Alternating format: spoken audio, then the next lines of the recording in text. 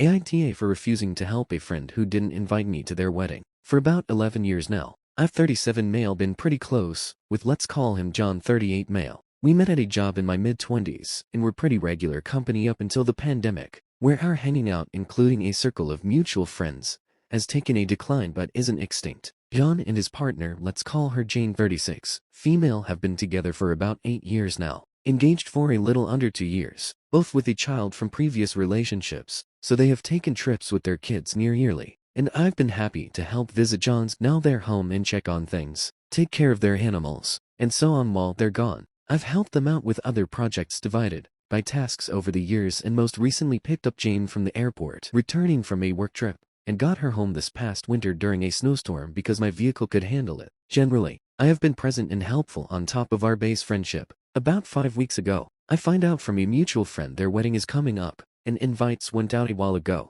Everyone in our circle but me invited. As a gay guy, I've experienced being iced out of some of my straight friends' lives and events in ways minor and pronounced, but this one has definitely been something that has had me thinking about my time and energy with people. I decided I would take the hint and begin to distance myself. 3 days ago, John texts me asking if I am around in early to mid-August. I say I am. John asks if I wouldn't mind visiting like I have before to look after the animals and property. I said sorry, I can't. He calls to talk about it. We run through the same conversation, polite but a bit tense, so I finally say I just won't be visiting your home. After a moment of silence, I bring up that I'm disappointed that I appear to be the only person in our group of friends not invited to his wedding, and that I can't be helping like I have before if I'm just a background friend at this point. I wrap up the call positively and sincerely with me wishing them a good wedding and trip, and that maybe we can grab drinks soon. Jean reaches out 2 days ago, sending follow-up texts saying John is upset about what I said and with her, because she made the final calls about friend invites, and that I am taking this the wrong way. There is only so much capacity,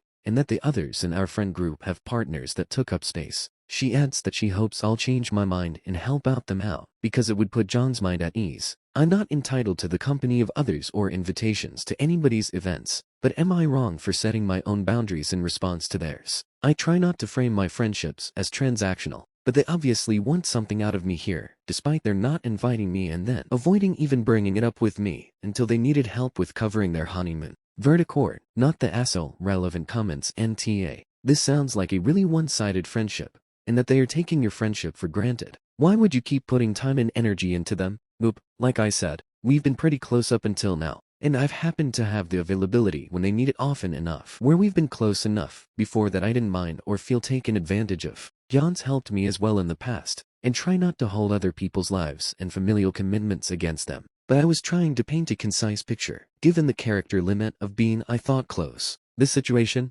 like I said, definitely changed my perspective given the other friends invited, but I wanted to make sure I wasn't making their wedding about me. They approached me after excluding me. So far people seem to agree, which I'm relieved about. NTA Jane reaches out 2 days ago, sending follow-up texts saying John is upset about what I said and with her, because she made the final calls about friend invites, and that I am taking this the wrong way. There is only so much capacity, and that the others in our friend group have partners that took up space. What a bogus excuse. If your friends need someone to check up on their animals and property when they are on their honeymoon after a wedding you weren't invited to, they can ask another friend or family member. The audacity of some people astounds me. I am a believer in putting the same energy into a friendship as you experience. Oop, I don't pretend to be super savvy about wedding etiquette, and I realize every wedding is different and lines have to be drawn about who can come or not. But yeah, my mutual friend reaching out to me to coordinate plans for our friend group during the weekend of the wedding to find out I wasn't invited definitely stung and felt awkward,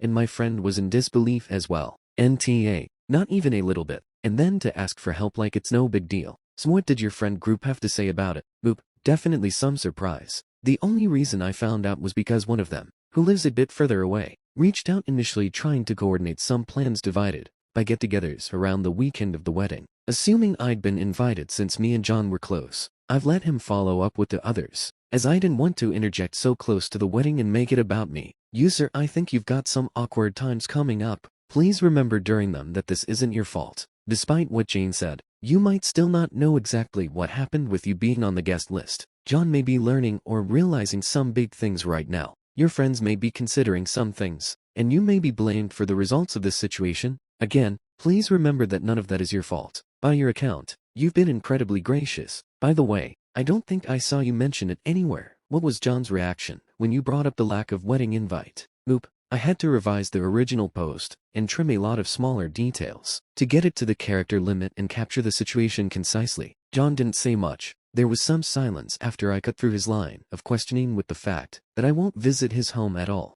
I said my piece about not being able to help if I'm not invited with our other friends, and out of awkwardness, pivoted to the gracious wrap-up. Hope the wedding and trip are good. Let's grab drinks soon. There was a pause and sort of collecting himself. Something like, thanks man. Yeah, let's do that before I decided to hang up. Hard to peg down, but I picked up on some regret in his tone. Update July 14th. Yesterday afternoon, a few days after John made the initiating contact that led to this altercation, he reached out by text telling me the following. I want to take you up on that drink tomorrow if possible, and I want to apologize for my royal fuck-ups in person. I agreed to meet. After we kicked off with a round of shots, John's first line was that he failed me as a friend in this situation. With non-family invites, Jane apparently seemed very preoccupied with a philosophy of couples over singles at the wedding, and he had previously voiced that he felt it was exclusionary and silly. But I guess Jane prioritized couples on the first round of friend invites and told John that it will be easier to feed in others after receiving RSVPs. John backed out and says he felt that going along with her initial plan of inviting the rest of our circle who are, God bless them, coupled up, and not me, and had faith the RSVP thing would materialize. She ended up using the bit of space to plug in some more family. John admitted he basically folded and felt ashamed enough that he could not find a way to tell me. He knew reaching out to me about that favor was a risk but took it anyways because he wanted someone he could trust. And my response was a materialization of everything he feared would happen, and in his words, deservedly so. He told me a wedding should be a gathering of your family and company, who have been a part of your lives and who you want to be part of your lives, and I feed that bill to him by any measure. Then, trying to accurately paraphrase, said I've done more than most of the people on the guest list for him and his family over their relationship, including help making memories with trip coverages and helping build their back deck with him, to share meals and host events over the last 6 years. He got visibly upset when he said, with the shot and the drinks we were sipping on kicking in, that he can't believe Jane even considered holding my single divided by dating status against me after I got her home safely during a snowstorm earlier this year, and that he did not more adamantly confront that bullshit reasoning the instant she voiced it. He is even more pissed for Jane reaching out to me in the manner she did after my original phone call with him. John acknowledged it would come off as hollow at this point, but after a few exchanges with Jane said there would be no more nonsense and I would at least get a proper invite, and plus one if I wanted, and they would make it work if it was even desired by me at this point. He said he is not going to try to do panic damage control, but we'll be upfront with our circle. One has already dropped the wedding, and I guess another couple has said something else. He's reporting like he was with me for his faults, because he and Jane deserve the blowback, and he needs to earn trust back, if it's at all possible. He has also made it Jane's problem to find a friend who can come out 9 days in a row to care for the home and pets. With a smirk, he said she's having a hard time securing it, and may likely have to hire help.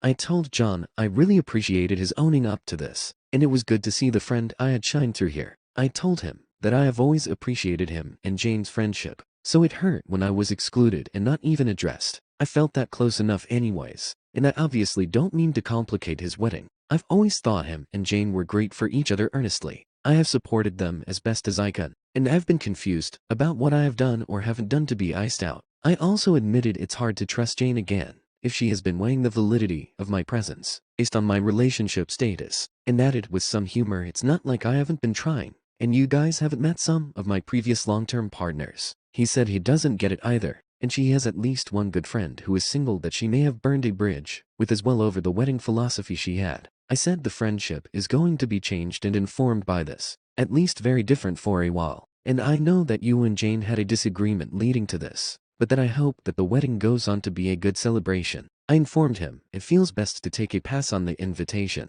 but he said if there was a change of mind, up to the last minute, to let him know, which was kind, and he wasn't desperate or divided by pushy about it. Don said the fault is his for not stepping up on my behalf, that he is sorry, and while he feels I wouldn't expect otherwise, and I agree he is very lucky to have her in his life and thinks their marriage is a positive development for them. He even told her this whole situation will have him questioning and second-guessing her judgment on social matters with his friends for the foreseeable future. by his reporting, but a credit to their relationship. This was quite a blow to her to hear from him, but one she accepted and apologized for after their argument about the subject. Before we parted ways in the parking lot, we gave each other a bro hug, and John's voice broke a bit when he said he is sorry one last time, and I think mine did too when I forgave him. It was legitimately surprising and therapeutic to have John be so frank and accountable, but not unlike the friend I've known for most of my adult life. It was bittersweet, being all things considered a makeup, but also a breakup of sorts to what was previously an unquestioned and assumed strong trust and camaraderie. Maybe we can get there again. It seems possible, and it'd be nice. Additional information from OOP. A lot of people had good things on the range of the spectrum to share with me, and I've done my best to respond to people without getting too consumed and doing other things that need to be done. I was happy for John to talk with me. Maybe commenters are right, and they see me as something else than I thought we were as friends. And maybe I've got some work to do to assert myself, and that I have been a doormat up to this point. I know I've got some self-searching to do about me as a person, and how I see myself with John and Jane, and maybe my other friendships as well. This relationship felt a lot closer and authentic in a different time, but it's hard to paint a fuller picture of that after a situation like this. Things change.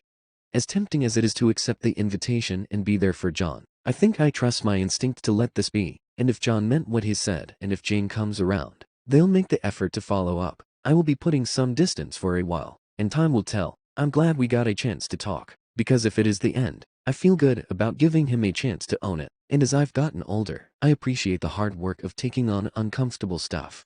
I made some plans for that weekend with a couple other friends which I'm looking forward to.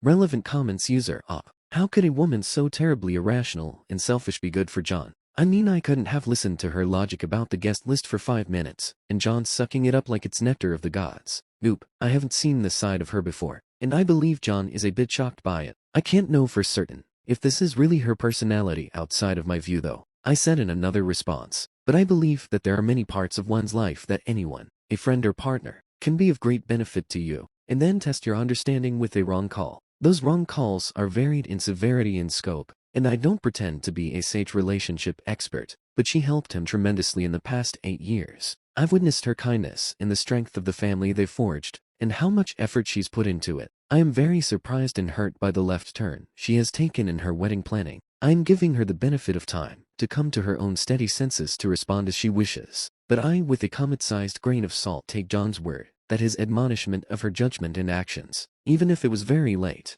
meant something to her. I hope she'll find the courage, maybe after this Bridezilla episode, to acknowledge it. Sooner would be better than later. I am practicing some distance for a good while, and want to give them space to prove this friendship wasn't a waste of time on my end, and I think a lot of Redditors are perfectly right to be angry I still am with her and warn me against rolling over for them. I'm doing a lot of reflection, and hoping I'm not being taken for a fool in all this. 11 years and a lot of good times and steady support in my own bumpy journey through adulthood. I hope some readers believe me when I have seen these two as a positive for each other. I've experienced them as a positive for me, even if this has caught me off guard and shown a side that is deeply short-sighted and hurtful. I could be wrong in all of this, but time will tell.